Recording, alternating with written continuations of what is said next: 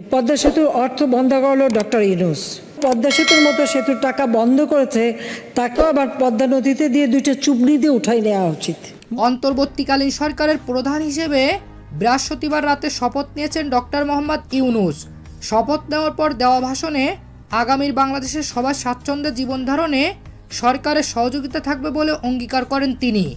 নির্ভয়ে মত প্রকাশের স্বাধীনতা ও সবার স্বাচ্ছন্দ্যে জীবনযাপনে সরকার কাজ করবে বলে জানিয়েছেন অন্তর্বর্তীকালীন সরকারের প্রধান ডক্টর মোহাম্মদ ইউনূস।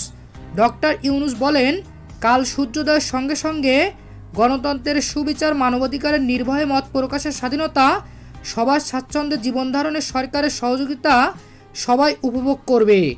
এটা আমাদের সরকারের লক্ষ্য। এই লক্ষ্য পূরণে আমাদের সহায়তা করুন।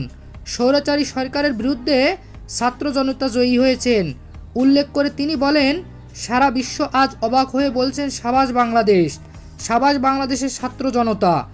আমরা এই অর্জনকে আরও অনেক দূর নিয়ে যেতে চাই।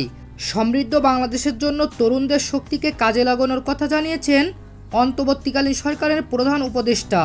তিনি আরও বলেন, আমাদের ছাত্র জনতার জন্য কিছুই অসম্ভব নয়। আমাদের তরুণরাই অসম্ভবকে সম্ভব করতে পারে।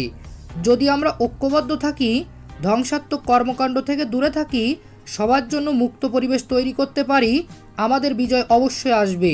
অপরাধীরা যেন পার না পায় সেদিকে আমাদের নজর রাখতে হবে।